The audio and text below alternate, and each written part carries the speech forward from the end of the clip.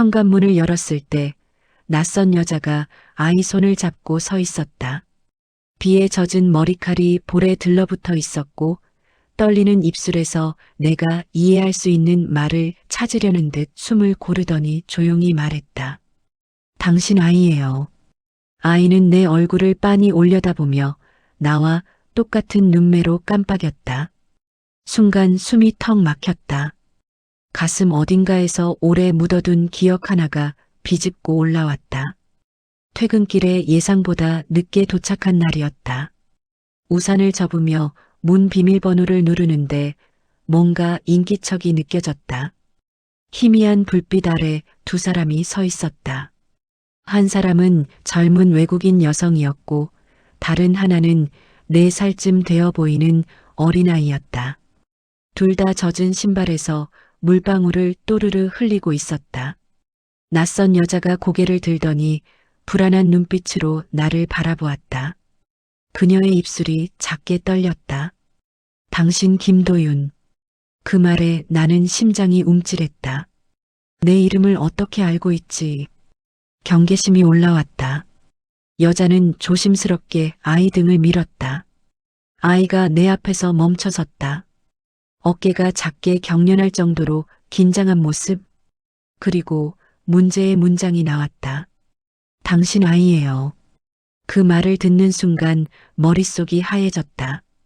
누가 장난을 치는 건가? 아니면 사기. 최근 뉴스에서 본 국제결혼 브로커 사건이 스쳐갔다. 하지만 내가 사기라고 생각하기엔 아이 얼굴이 너무 익숙했다. 내 어릴 적 사진 속에서 보던 눈매와 똑같았다.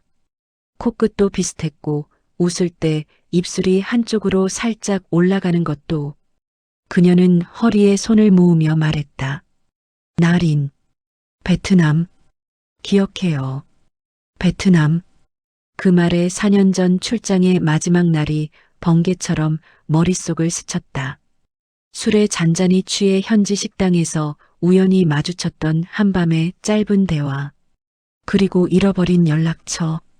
그 기억이 선명해지는 순간 리는 내가 알아본 걸 눈치챘는지 축 처진 어깨를 조금 들어 올렸다.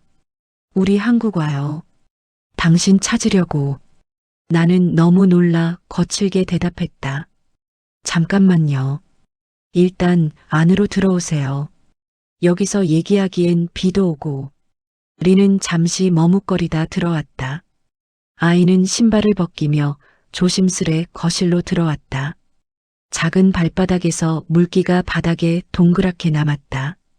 집안의 공기가 묘하게 달라졌다. 내 공간에 2명의 낯선 사람이 들어와 있다는 사실이 기이하게 느껴졌다. 설마 정말 내 아이일까? 말도 안 돼. 하지만 닮아도 너무 닮았다. 나는 물 한 잔을 내밀며 물었다. 한국엔 어떻게 온 거죠? 리는 손을 모으고 깊은 숨을 들이켰다.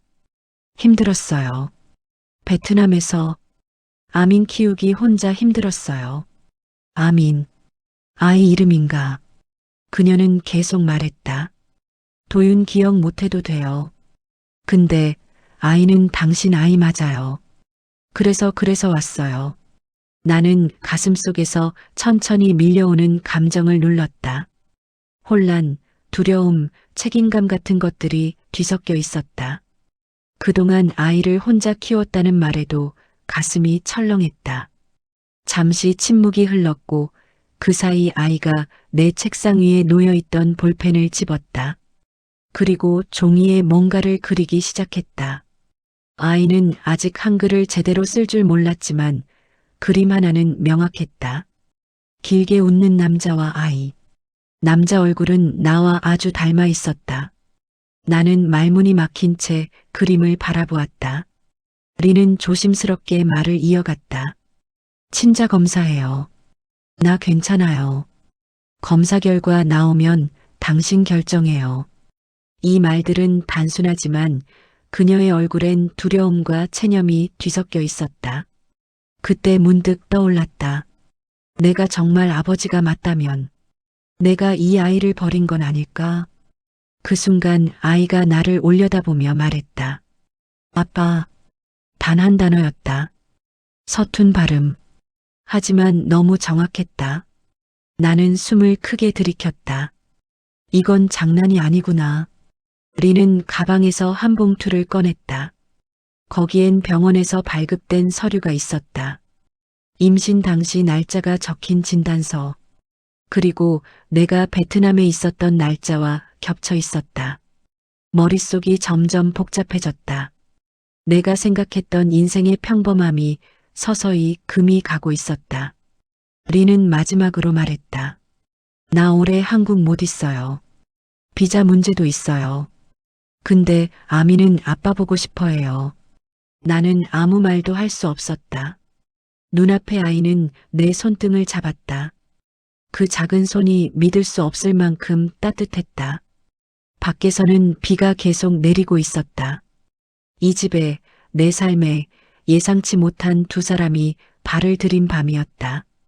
집안에 세 사람이 앉아 있는 모습은 어딘가 낯설고 어딘가 비현실적이었다. 테이블 위에는 내가 내온 따뜻한 물 두 잔이 김을 올리고 있었고 아미는 손바닥만 한 초코과자를 조심스럽게 뜯어먹고 있었다. 비에 젖어 축축한 옷들이 여전히 무겁게 늘어져 있었는데 그 무게가 그대로 이 방의 분위기처럼 바닥으로 가라앉는 느낌이었다. 리는 내 눈치를 살피며 손을 무릎 위에 겹쳐 올려놓았다. 작은 손이었지만 한참 동안 무거운 짐을 매달고 살아왔다는 게 한눈에 보였다. 피부는 햇빛 아래 오래 있었던 사람 특유의 거칠음이 있었고 손목엔 얇지만 깊은 자국이 얼룩처럼 남아 있었다. 아마도 일하던 곳에서 생긴 흔적일 것이다. 나는 무슨 말을 먼저 꺼내야 할지 몰라 입술만 달싹였다. 머릿속에는 수십 가지 상상이 스쳐갔다. 이 상황이 진짜일까? 내가 아버지일 가능성이 정말 있는 걸까? 아니, 내가 그날 밤을 정확히 기억하긴 하는 걸까? 린이 먼저 입을 열었다. 도윤, 나 한국말 조금밖에 못해요. 그래도 말할게요. 서툰 문장이었지만 더 진심이 전해졌다. 나 아민 키우면서 많이 힘들었어요. 아민 아빠 찾고 싶었어요. 찾기 어려웠어요. 그래서 한국 왔어요. 그 말에 가슴 한쪽이 묵직하게 내려앉았다. 누군가가 나 때문에 이런 선택을 했구나. 게다가 아이와 함께 비행기표 가격, 한국에서 머물 비용, 비자 문제. 그 모든 게 쉬운 일이 아니라는 걸 알고 있었다. 나는 조심스럽게 물었다. 혹시 한국에 아는 사람 있어요? 리는 고개를 저었다. 없어요. 다 없어요. 그냥 왔어요. 주소 찾았어요. 당신 회사 이름 알고 있었어요. 그래서 집도 찾았어요. 나는 얼굴이 화끈해졌다. 내 삶은 너무 평범해서 이런 일이 일어날 리 없다고 늘 생각해왔다. 그런데 서류 속 주소 하나, 회사명 하나가 누군가에게 희망이 되어버린 것이다. 그리고 그 희망이 지금 내 거실에 앉아 있었다. 아미는 과자를 다 먹자 손바닥에 붙은 부스러기를 모아 입으로 가져갔다. 그 모습이 너무 자연스러워서 잠시 나는 입을 다문 채 아이를 지켜봤다. 아이가 내 책상 위에 있는 사진 틀을 가리켰다. 사진 속에 나는 출장을 떠나기 전 동료들과 찍은 단체 사진이었다. 아민이 말했다. 아빠 같다. 발음은 어눌했지만 깨끗하게 들렸다. 나는 가슴이 쿵하고 떨어졌다. 리는 당황한 듯 아이의 등을 살짝 두드렸다. 아민 사람 좋아해요. 말 자주 해요. 하지만 그녀의 눈빛은 숨길 수 없었다. 아이가 나를 보고 저렇게 말하는 데에는 이유가 있었다. 나와 닮아 있다는 사실을 그녀도 알고 있었다. 나는 마음을 가라앉히며 말했다. 린, 일단 내가 도울 수 있는 건 도울게요. 하지만 정확히 알아봐야 해요. 친자 검사든 뭐든. 그러자 린은 고개를 깊이 끄덕였다. 알아요. 그래야 해요. 나도 그래요. 그녀는 가방에서 구겨진 봉투 하나를 꺼내더니 내 앞에 조심스럽게 놓았다. 베트남에서 가져온 출생 관련 서류였다. 아이의 생년월일, 병원 이름, 담당 의사 서명까지 있었다. 나는 서류를 천천히 훑어보았다.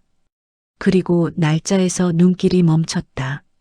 아민 생일은 내가 베트남 출장 마지막 날 머물렀던 날에서 약 10개월 뒤였다.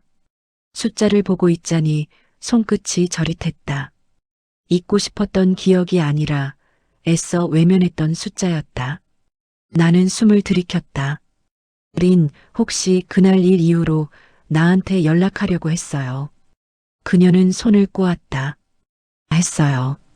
근데 번호 없었어요. 내가 잃어버렸어요. 당신 이메일도 몰랐어요. 몇 번이나 찾아봤어요.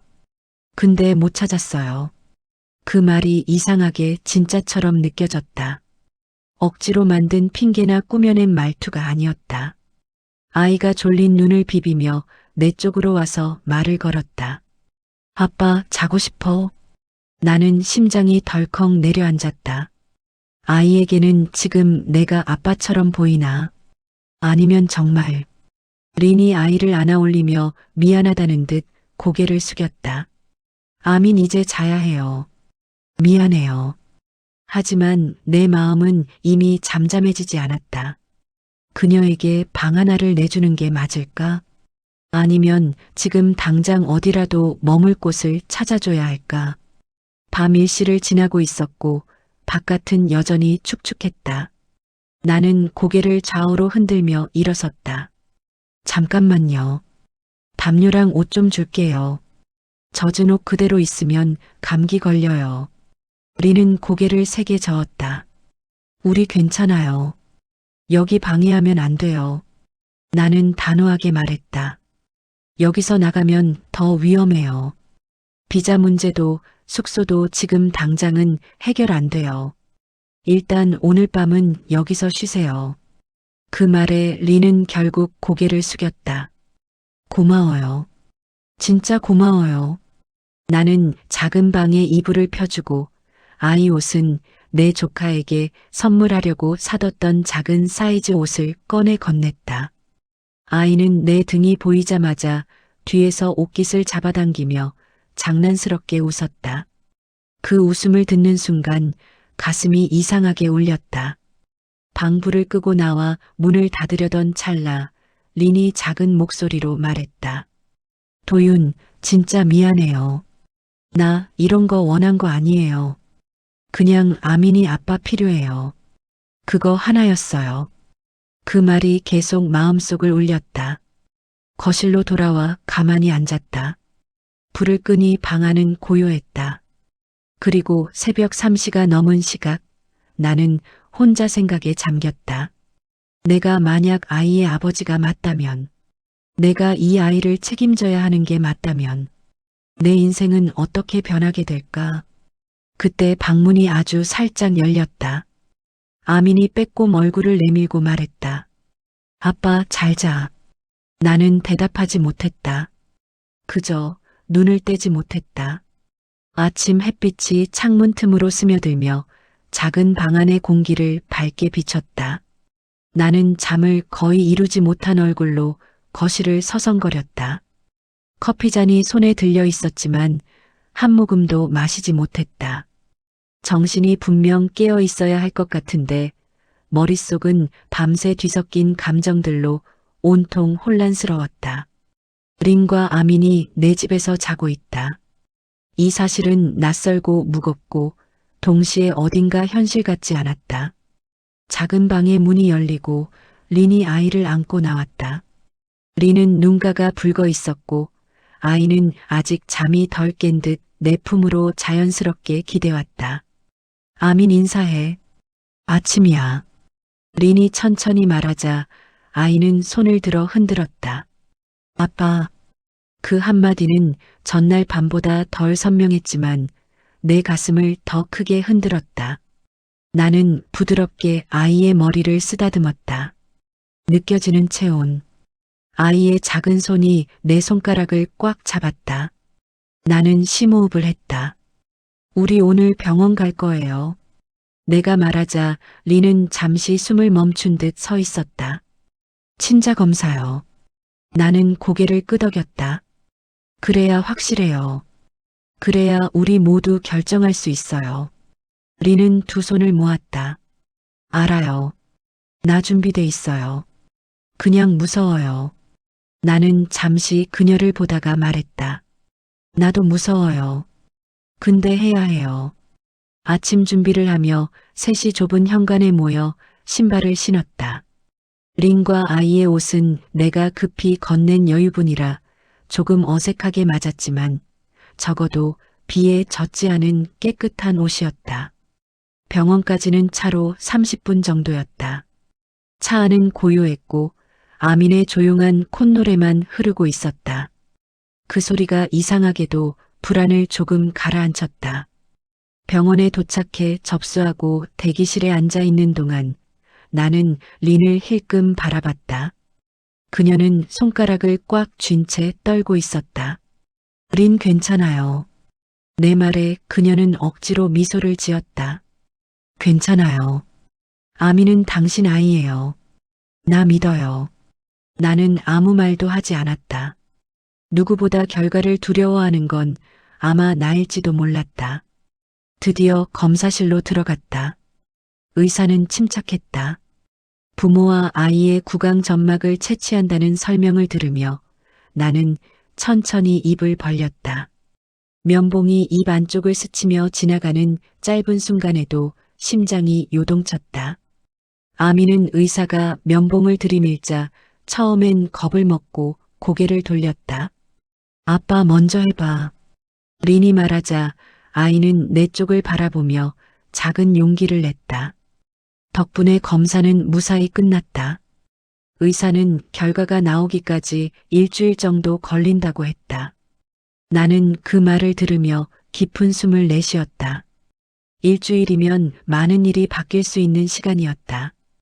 병원 밖으로 나오자 바람이 차갑게 불었다. 린은 아이의 목도리를 고쳐 매주며 말했다. 도윤, 고마워요. 검사 같이 와줘서. 나는 고개를 저었다. 당연한 거예요.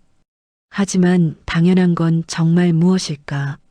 내가 책임을 져야 하는 게 당연한 걸까? 아닌데도 내가 흔들리는 걸까? 그 생각들이 머릿속에 파도처럼 밀려왔다. 점심쯤 되어 집으로 돌아가는 길, 아민이 창밖을 보며 물었다. 아빠, 오늘 뭐해? 나는 대답을 머뭇거리다 결국 말했다. 음같이 밥 먹고 쉬자. 어쩌면 그 대답을 나는 스스로에게도 하고 있었는지 모른다. 집에 도착해 간단히 식사를 준비하는 동안 리는 계속 조용했다. 뭔가 말하고 싶은 것이 있는 눈치였지만 망설이고 있었다. 결국 그녀는 조심스럽게 입을 열었다. 도윤, 나 한국 오래 못 있어요. 비자 곧 끝나요. 나는 숟가락을 내려놓았다. 그럼 어떻게 하려고요? 리는 고개를 숙였다. 몰라요. 근데 도윤 결정 나오기 전까진 여기 있으면 안 돼요. 혹시 문제될까봐. 그 말이 가슴을 조여왔다. 아이와 함께 거리에 내버려질지도 모른다는 생각이 들었다. 잠시 후 린이 다시 말했다. 친자 아니면 나 돌아갈게요. 그 말은 차갑지 않았다. 오히려 슬픈 진심이었다. 그리고 만약 맞으면 그녀는 끝내 말을 잇지 못했다. 아이를 재워놓고 거실에서 조용히 마주 앉은 우리는 서로 다른 시간들을 떠올렸다. 나는 내가 베트남에 있었던 날들을 되짚고 있었다.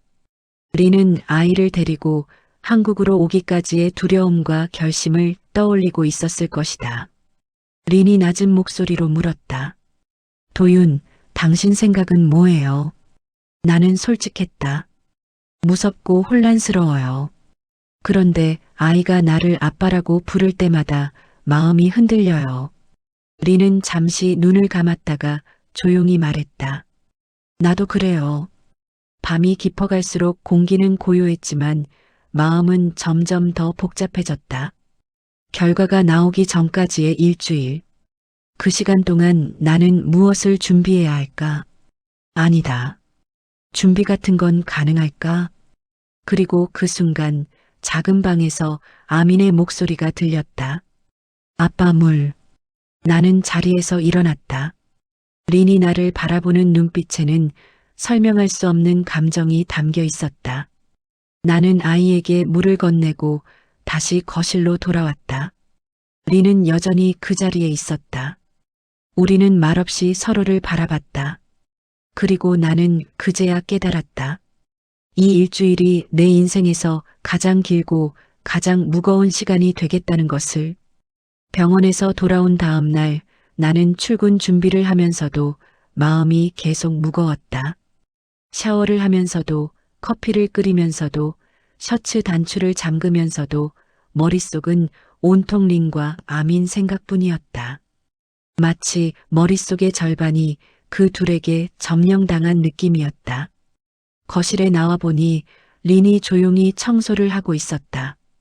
어제 입은 옷을 말려서 다시 갈아입은 것 같은데 그 모습이 이상하게도 자연스러웠다. 아이는 장난감도 없는 방에서 작은 볼펜 하나로 종이를 접었다 펴며 놀고 있었다. 내가 현관에서 신발을 신자 린이 나를 바라보았다. 출근해요. 응. 회사 갔다가 저녁에 들어올게요. 린은 조심스럽게 말했다. 도윤, 혹시 문제 생기면 연락해도 돼요. 나는 고개를 끄덕였다. 무슨 일이 있어도 바로 연락해요. 그 말을 듣고서야 린은 안심한 듯 작은 미소를 지었다. 문을 닫고 나가면서도 마음속 불안은 사라지지 않았다. 회사로 향하는 버스 안에서 나는 창밖만 바라보았다. 친자 검사 결과까지 일주일. 그 일주일 동안 내 일상은 한순간도 평범할 수 없겠구나 하고 깨달았다. 회사에 도착하자마자 상사 박성호 팀장이 나를 불렀다. 도대리, 잠깐 시간 좀 있어. 나는 자료를 정리하던 동료들의 시선을 느끼며 회의실로 들어갔다. 박 팀장은 문을 닫더니 팔짱을 끼고 나를 바라봤다. 요즘 무슨 일 있는 것 같은데. 나는 순간 움찔했다. 아직 회사에 소문이 날 만한 일이 있지는 않은데 표정에서 다 드러났던 걸까? 박 팀장은 한숨을 쉬었다. 해외 고객사 쪽에서도 연락이 왔다. 여기저기서 너 찾는다고 하더라. 베트남 쪽에서. 나는 심장이 내려앉았다. 베트남. 설마 린이 한국 오기 전에 회사 쪽으로도 연락을 한 걸까? 박 팀장은 의심스러운 눈빛으로 나를 보았다. 개인적인 문제면 개인적으로 해결해야지. 회사로 연락 오는 건 곤란하다. 나는 최대한 침착하게 말했다. 죄송합니다. 정리되는 대로 다시 말씀드릴게요. 그러자 박 팀장은 심각한 표정을 지으며 말했다. 도대리, 회사는 사생활 많이 이해해주는 편 아니야. 문제 생기기 전에 확실히 해도. 그 말은 으름장이 아니었다. 현실적인 경고였다. 이 문제는 회사와도 무관하지 않을 수 있다는 걸 그제야 깨달았다. 점심시간이 되었을 때 나는 린에게 메시지를 보냈다. 집에 괜찮아요. 몇 초 지나지 않아 답장이 왔다. 괜찮아요. 아민 잘 놀아요. 지금 밥 만들어요. 짧은 문장이었지만 묘하게 따뜻했다. 마치 누군가 집에서 나를 기다리고 있는 느낌. 그 감정은 분명 나에게 있어 낯설고 위험한 감정이었다. 하지만 그런 따뜻함은 오래가지 않았다. 오후 3시쯤 업무 중에 갑자기 전화가 울렸다. 발신자는 린. 나는 급히 전화를 받았다. 린, 무슨 일이에요? 린의 목소리는 떨리고 있었다. 도윤 경찰 왔어요. 순간 귀에서 웅 하는 소리가 났다. 경찰. 왜? 린은 흥분해서 말이 꼬였다. 관리실에서 말했어요. 외국인 등록 필요하고 비자 문제 때문에 문제 있다고. 나는 일어서서 가방을 들었다. 기다려요. 지금 갈게요. 상사에게는 급한 일로 외출한다고 말하고 회사 밖으로 뛰어나왔다. 심장이 쿵쿵 소리내며 있었다. 택시를 타고 집 근처에 도착하자 경찰차가 관리실 앞에 서 있었다. 현관 앞으로 다가가자 린이 아이를 품에 안고 있었다. 아이는 겁에 질린 얼굴이었다. 경찰 2명이 서 있었고 관리사무소 직원이 옆에 있었다. 관리 직원이 나를 보자마자 말했다. 여기 사시는 분 맞죠? 이분이 외국인 등록이 안 되어 있다고 해서요. 나는 숨을 가다듬고 말했다. 맞습니다. 지금 상황 제가 설명하겠습니다. 경찰은 정중했지만 단호했다. 신고가 들어와 확인차 온 겁니다. 불법 체류 여부를 확인해야 해서요. 린은 아이를 꽉 안고 있었다. 눈물이 금방이라도 터질 것 같았다. 나는 침착하게 말했다. 이분은 제 손님입니다. 며칠 제 집에서 지내는 중이고 비자 문제는 절차대로 해결할 겁니다. 지금은 아무 조치도 하지 말아주세요. 경찰 중 한 명이 린에게 서류를 요구했다. 린은 떨리는 손으로 여권과 비자 서류를 건넸다. 경찰은 서류를 확인한 후 말했다. 현 시점 불법 체류는 아니지만 비자 만료가 임박했네요. 주의하시고 체류 연장 절차 꼭 밟아야 합니다. 다행히 상황은 큰 문제 없이 마무리되었다. 경찰이 돌아간 뒤 린은 마치 힘이 빠진 듯 바닥에 주저앉았다. 나 미안해요. 나 때문에 문제 만들었어요. 나는 천천히 그녀 곁에 앉았다. 아니에요. 잘못한 거 없어요. 오히려 내가 더 미안해요. 당신이 이런 일 겪게 해서. 아민이 내 손을 잡았다. 아빠 괜찮아. 그 단순한 말에 나는 순간 울컥했다. 그리고 그때 깨달았다. 친자검사 결과도 아직 나오지 않았는데 나는 이미 이 아이를 지키고 싶어지고 있다는 것을. 그날 저녁 집으로 돌아와 셋이 조용히 밥을 먹었다. 긴 하루였고 감정이 너무 흔들렸으며 생각해야 할 일도 많았다. 하지만 린과 아미는 내 집의 식탁을 조용히 채우고 있었다. 낯설었지만 이상하게 따뜻했다. 식사를 마친 뒤 린이 물었다. 도윤 우리 오늘 여기 있어도 돼요. 나는 망설임 없이 대답했다. 당연하죠. 오늘은 더더욱 그래야 해요. 린은 고개를 숙이며 중얼거렸다. 고마워요. 진짜 고마워요. 밤이 깊어갈수록 나는 깨달았다. 이 집에 갑자기 찾아온 2사람은 나의 부담이 아니라 나의 선택이 되어가고 있다는 것을. 그리고 그 선택은 앞으로 더 많은 문제를 불러올 수도 있다. 하지만 지금만큼은 도망치고 싶지 않았다. 결과는 아직 나오지 않았다. 하지만 내 마음은 이미 어디론가 기울기 시작하고 있었다. 며칠 동안은 평온했다. 적어도 겉으로 보기에는 그랬다.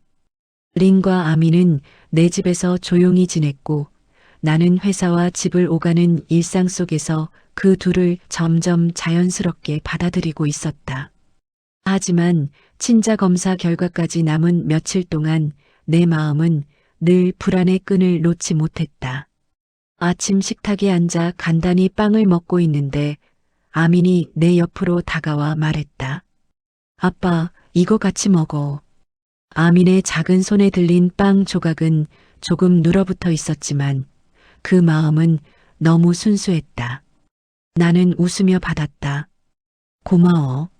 아빠도 먹을게. 린은 그 모습을 보며 미소를 지었지만 그 눈빛 속에는 걱정이 스며 있었다. 도윤, 오늘 회사 괜찮아요. 괜찮아요. 어제도 괜찮았고요. 하지만 그 말은 스스로를 안심시키기 위해 하는 말이기도 했다.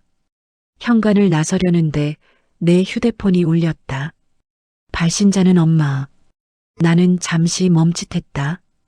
우리 부모님은 나의 일상 변화에 굉장히 민감한 사람들이었다. 나는 최대한 평소처럼 전화를 받았다. 엄마. 목소리가 들리자마자 나는 직감을 느꼈다. 엄마는 이미 뭔가 알고 있었다. 도윤아, 너 요즘 왜 이렇게 전화가 없니? 그 말투는 잔잔하지만 끝에 뾰족한 가시가 박혀 있는 듯 했다. 아, 그냥 바빠서. 회사 일 때문에. 그리고 엄마는 뜬금없이 말했다. 너 집에 누구 데려다 놨니? 나는 손에서 휴대폰이 미끄러질 뻔했다. 엄마는 어떻게든 내 변화를 눈치챘다.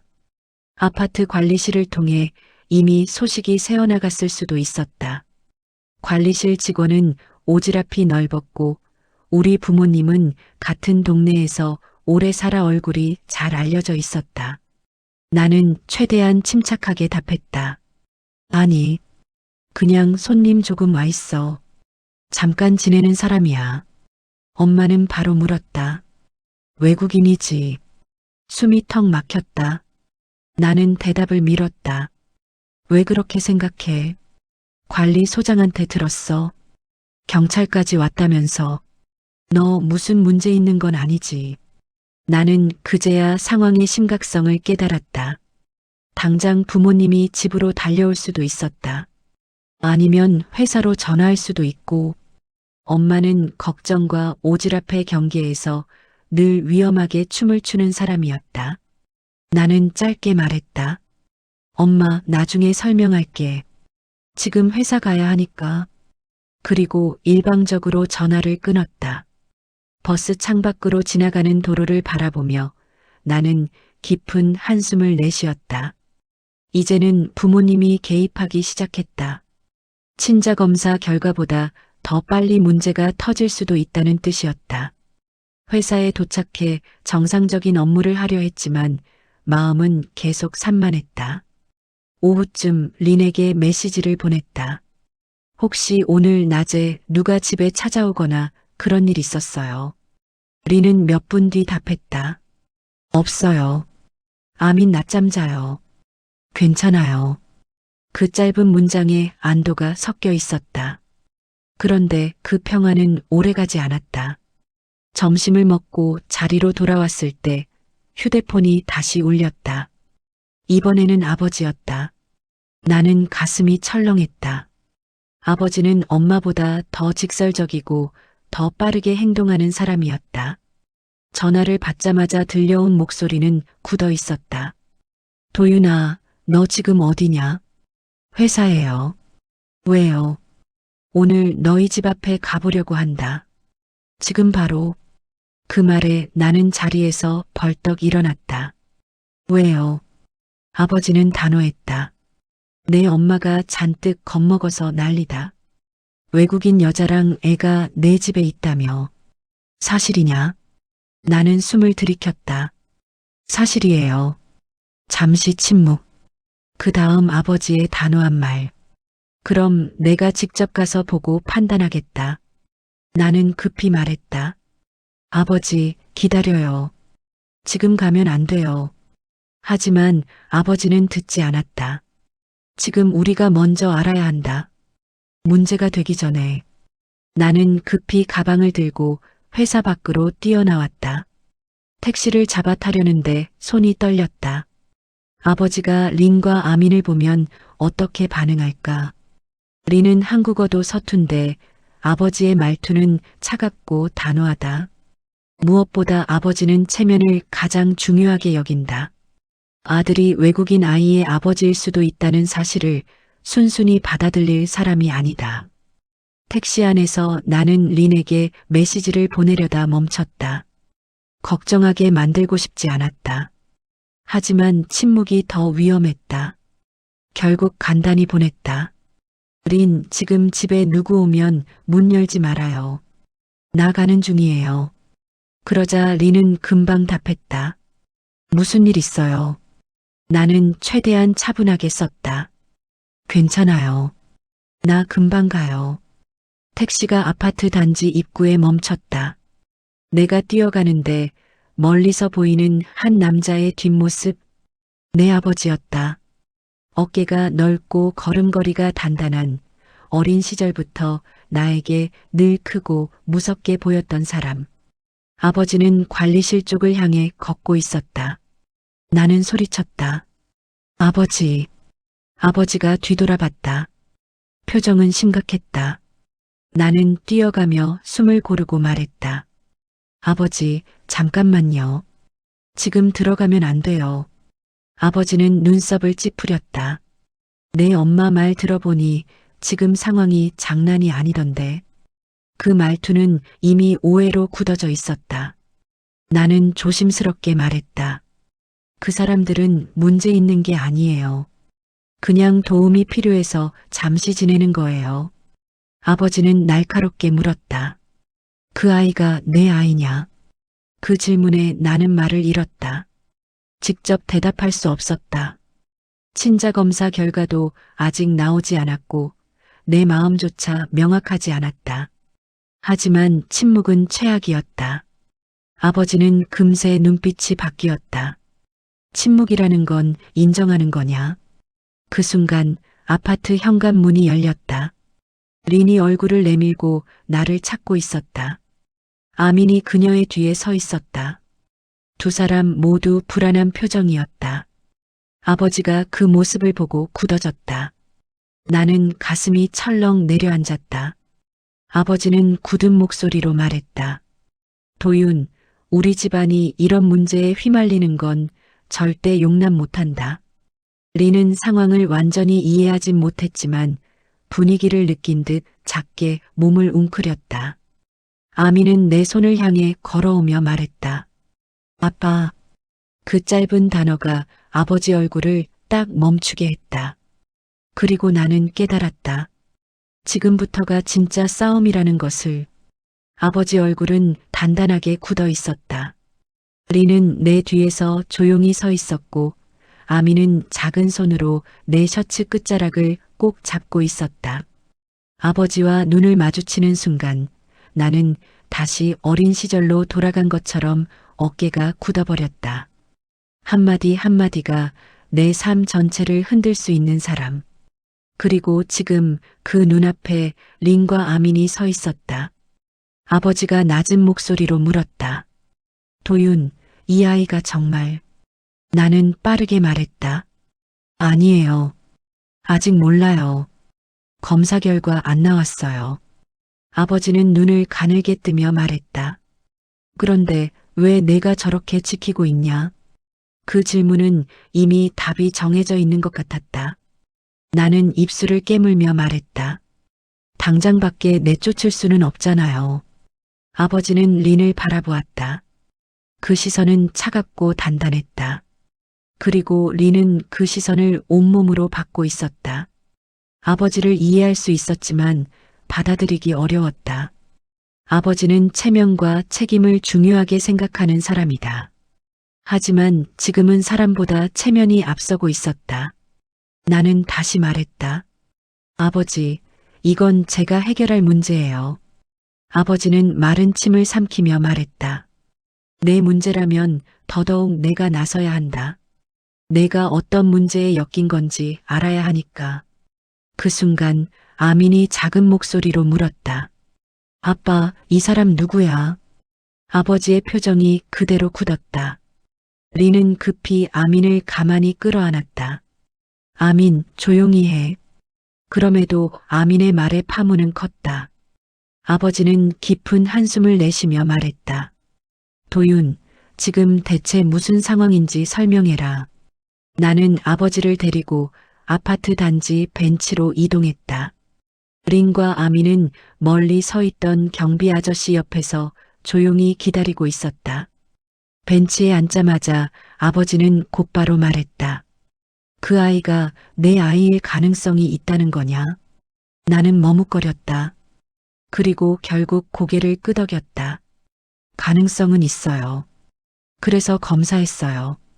결과 기다리는 중이고요. 아버지는 눈을 감았다가 천천히 떴다. 무슨 놈의 인생이 이래 되냐? 그 말이 너무 아파서 숨을 들이켰다. 하지만 나는 도망치지 않았다. 아버지, 무슨 결과가 나와도 저는 책임질 생각이에요.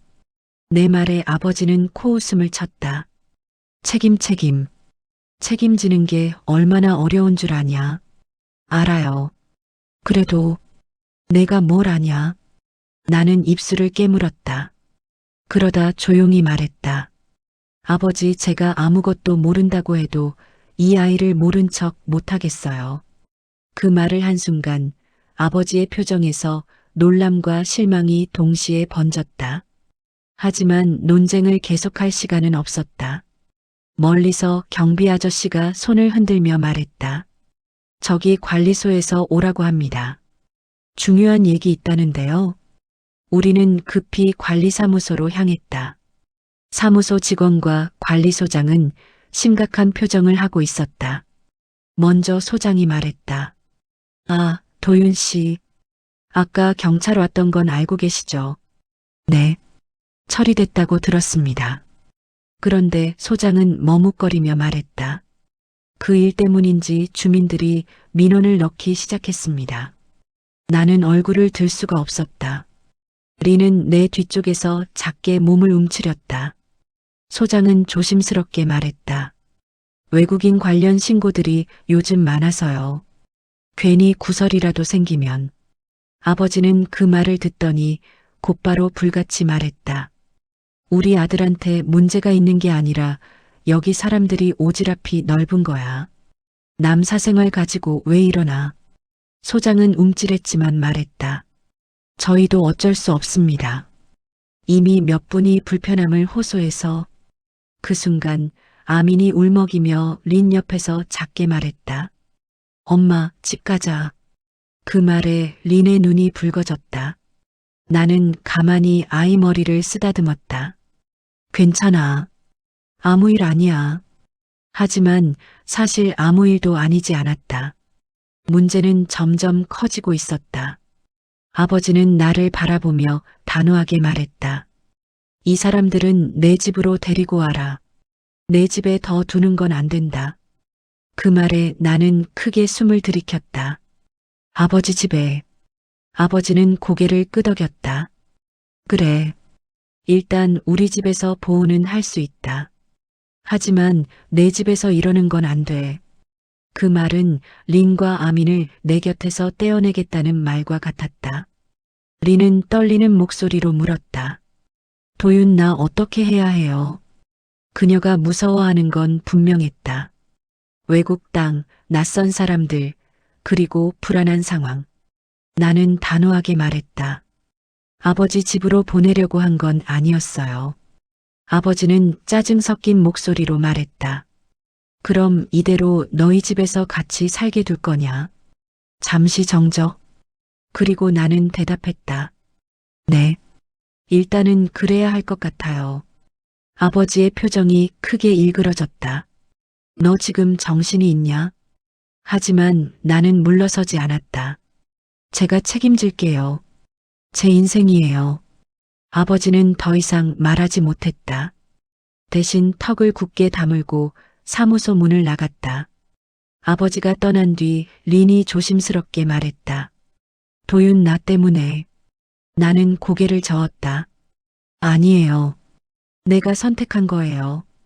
집으로 돌아오는 길, 아민이 작은 손으로 내 손을 잡았다.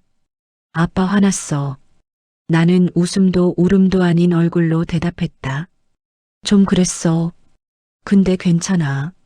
집에 도착해 문을 닫는 순간 긴 하루가 한꺼번에 털썩 떨어지는 듯했다. 리는 조용히 말했다. 도윤, 고마워요. 지켜줘서.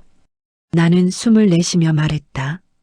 아직 아무것도 끝난 거 아니에요. 이제 시작이에요. 그 말이 스스로에게도 경고처럼 들렸다. 친자 검사 결과가 나오려면 아직 며칠 남았다. 아버지는 이미 등을 돌리고 있었고 주민들의 눈도 불편하게 느껴졌다. 그리고 나는 깨달았다. 이 싸움은 단순히 결과를 기다리는 싸움이 아니라 내가 어떤 사람이 될지 선택하는 싸움이었다. 하루하루가 숨을 조여오는 것 같았다. 친자 검사 결과는 내일 나온다. 단 하루 남은 그 시간이 이렇게 길게 느껴질 줄은 몰랐다. 아침 공기는 차가웠고 창문을 여니 도로에서 올라오는 소리가 묘하게 울렸다. 리는 조용히 부엌에서 아민의 아침 식사를 준비하고 있었다. 아민은 잠이 덜 깬 표정으로 내 다리에 안기며 말했다. 아빠 안 가. 그 말은 그저 아이의 애교였겠지만 내 가슴으론 묵직하게 내려앉았다. 식탁에서 셋이 마주 앉아 먹는 아침은 어쩌면 남들 눈에는 하나도 특별하지 않은 장면일 것이다. 하지만 내게는 너무 현실적이면서도 너무 낯설었다. 이건 내 미래의 한 장면일 수도 있고 단 하루 뒤면 완전히 사라질 장면일 수도 있었다. 린이 조용히 물었다. 도윤, 오늘 회사 가요. 응, 갔다 올게요. 린은 고개를 끄덕였지만 뭔가 말하고 싶은 듯 입술을 눌렀다. 저녁에 꼭 들어와요. 그 말이 너무 간절해서 마음이 아렸다. 출근길, 아버지에게서 메시지가 왔다. 결과 나오면 바로 연락해라. 그리고 무조건 집으로 와라. 아버지는 여전히 결과만 기다리고 있다. 그 결과에 따라 내 행동을 명령하려는 듯한 말투. 나는 답장을 하지 않았다. 회사에 도착했는데 동료들이 술렁이고 있었다. 평소와는 다른 눈빛으로 나를 보고 수군대는 게 느껴졌다. 그중 한 명이 다가와 속삭였다. 도대리, 혹시 집에 외국인 여자랑 애랑 산다던데 사실이야. 나는 말없이 자리에 앉았다. 아무 대답도 하지 않았다. 하지만 그 침묵이 오히려 사실보다 더 많은 걸 드러내는 것만 같았다. 점심시간 린에게 메시지를 보냈다. 괜찮아요. 몇 초 뒤 답장이 왔다. 괜찮아 보여도 괜찮지 않아요. 그 말은 그녀의 불안과 피로가 그대로 느껴지는 문장이었다. 오후에 팀장이 나를 불렀다. 회의실에 들어가자마자 그는 심각한 표정으로 말했다. 도대리 회사에 개인 사생활 문제로 잡음 생기는 건 곤란해. 저 정리하고 있어요. 정리는 무슨 정리야? 결과대로 움직이면 된다는 식으로 말했잖아. 그 말이 나를 찔렀다. 맞다. 어쩌면 나는 결과가 모든 걸 정리해 줄 거라고 믿고 있었다. 하지만 지금의 나는 이미 어느 쪽으로 기울고 있었다. 팀장은 마지막으로 말했다. 회사에 불이익만 안 생기게 해. 그럼 나도 도와줄 테니까. 나는 고개를 숙였다. 네, 알겠습니다. 퇴근 시간이 가까워질수록 심장은 더 빨리 뛰었다. 휴대폰을 쳐다보는 횟수도 많아졌다. 혹시 오늘 결과가 일찍 나올까? 혹시 나보다 먼저 병원에서 부모에게 연락이 가버릴까? 온갖 불안이 머릿속을 헤집었다. 집으로 돌아오는 버스 안에서 린에게 메시지가 왔다. 오늘 아민 계속 아빠 찾았어요. 나는 깊게 숨을 들이켰다. 내일이면 결론이 난다. 그 결론이 무엇이든 나는 아이에게 뭐라고 말해야 할까? 집에 도착했을 때 린은 현관에서 기다리고 있었다. 아미는 내 발자국 소리에 방에서 뛰어나왔다. 아빠 왔다. 나는 아이를 안아 올렸다. 너무 가볍고 너무 따뜻했다. 아이의 체온이 내 가슴에 닿는 그 짧은 순간에 내 마음은 이미 답을 알고 있었다. 저녁을 먹고 난 뒤 린이 조용히 소파에 앉아 나를 바라보았다. 도윤, 내일 결과 나오면. 그녀는 말을 끝내지 못했다. 나는 대신 말했다. 네, 내일이면 알아요. 린은 고개를 숙이며 작은 목소리로 말했다. 나 도윤 잃기 싫어요.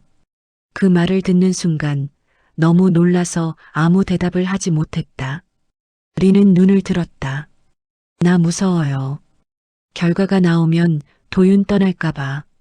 나는 잠시 침묵한 뒤 말했다. 저도 무서워요. 린은 눈물을 비쳤다. 왜요? 나는 아민을 바라봤다. 아이가 작은 손으로 장난감을 정리하며 콧노래를 부르고 있었다. 그리고 말했다. 결과가 어떻게 나오든 마음이 흔들릴까 봐요. 린은 내 말을 이해한 듯 눈을 감았다. 그리고 아주 작은 목소리로 말했다. 도윤, 우리 가족 될 수 있어요. 그 말은 기대이면서 두려움이었다. 그리고 솔직히 내 마음에도 같은 욕망이 있었다. 하지만 나는 아직 대답할 수 없었다. 혹시 결과가 반대라면, 혹시 결과가 우리 모두를 무너뜨린다면. 밤이 깊어갈 때 나는 혼자 베란다에서 바람을 쐬었다. 도시 불빛이 멀리 번지고 있었다. 차가운 공기가 폐 깊숙이 들어올 때마다 내 마음의 복잡한 생각들도 함께 흔들렸다. 그때 문이 열리고 아민이 얼굴만 쏙 내밀었다. 아빠 뭐해? 나는 웃으며 말했다. 그냥 바람 쐬는 중이야. 아민은 내 손을 잡고 자신의 방으로 끌었다.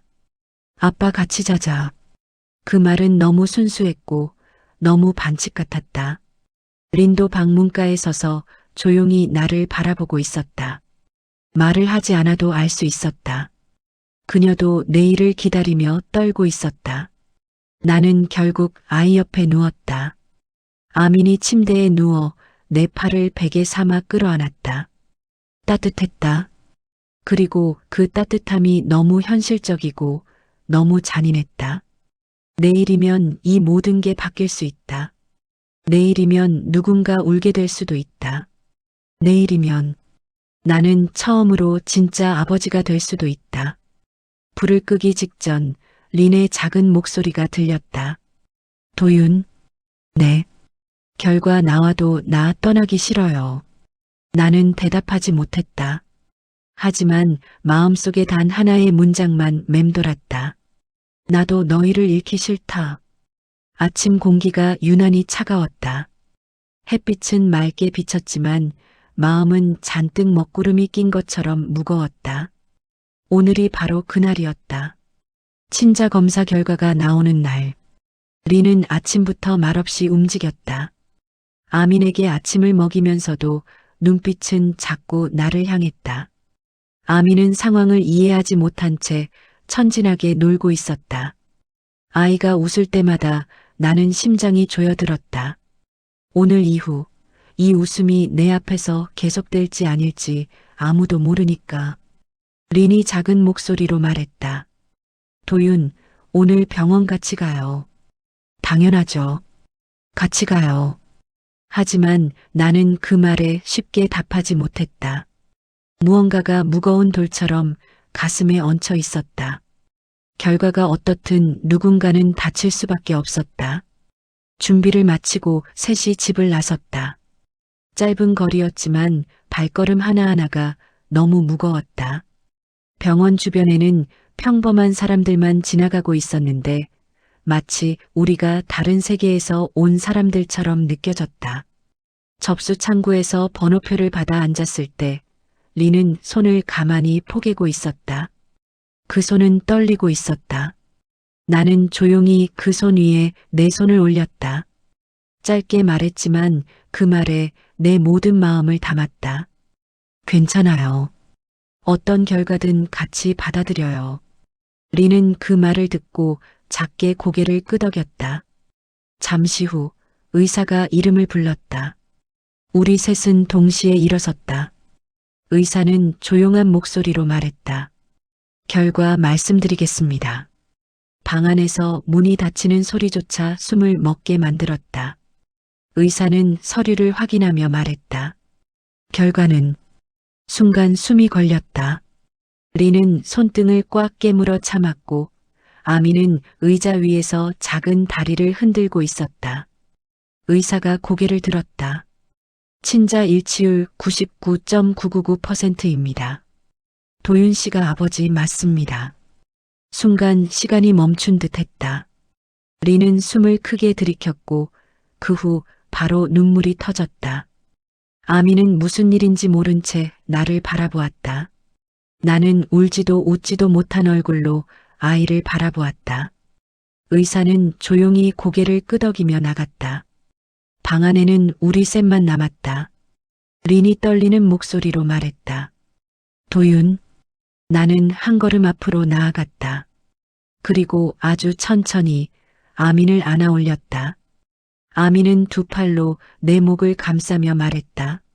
아빠, 그 한마디, 그 한 단어가 내 마음속 마지막 벽을 무너뜨렸다. 리는 손으로 입을 막고 울었다. 나는 아이를 아는 채 말했다. 아미나 아빠가 맞대. 아이 얼굴은 환하게 빛났다. 하지만 내 가슴은 아려왔다. 이 작은 생명이 이제 내 책임이라는 사실이 너무 분명하게 다가왔다. 병원을 나와 집으로 돌아가는 길 리는 몇 번이나 내 옆에서 작게 말했다. 고마워요. 정말 고마워요. 하지만 나는 그 말에 고개를 저었다. 고마워할 필요 없어요. 이건 당연한 거니까. 집에 도착했을 때 현관 앞에 아버지가 서 있었다. 등을 곧게 세우고 두 손을 뒤에 깍지 낀 채로.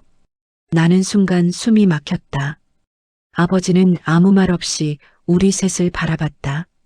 그 시선은 날카롭지도 화가 나 있지도 않았다. 말로 설명하기 어려운 복잡한 감정이 담겨 있었다. 나는 조용히 말했다. 아버지 결과 나왔어요. 아버지는 묻지 않았다. 그저 내 얼굴을 잠시 바라봤다. 그리고 아이를 보더니 아주 천천히 다가왔다. 아미는 린 뒤에 숨었지만 아버지는 무릎을 살짝 굽히며 말했다. 안녕. 낯설지만 부드러운 인사였다. 린은 긴장하며 아이를 감쌌지만 아버지는 그저 조용히 말했다. 도윤아. 나는 대답하지 못한 채 아버지를 향해 섰다. 아버지는 나를 바라보며 마침내 단호하지만 흔들리는 목소리로 말했다. 책임지겠다는 너 말 지켜라.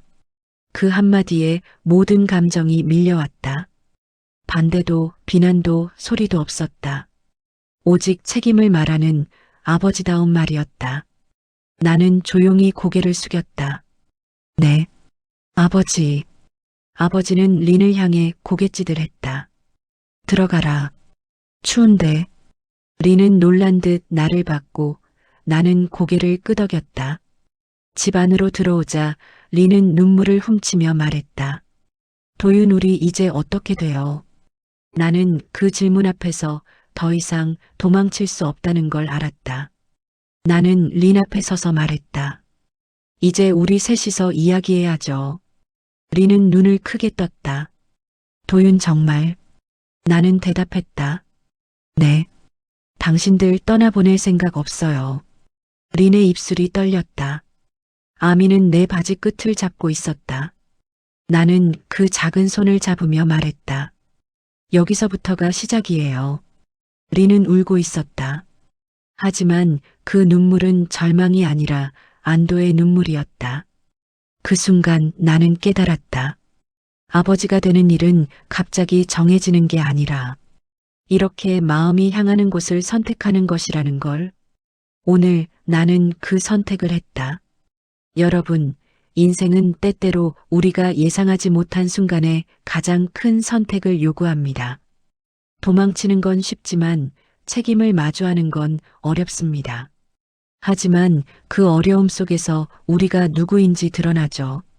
이 이야기가 누군가에게 작은 용기 하나라도 전할 수 있기를 바랍니다.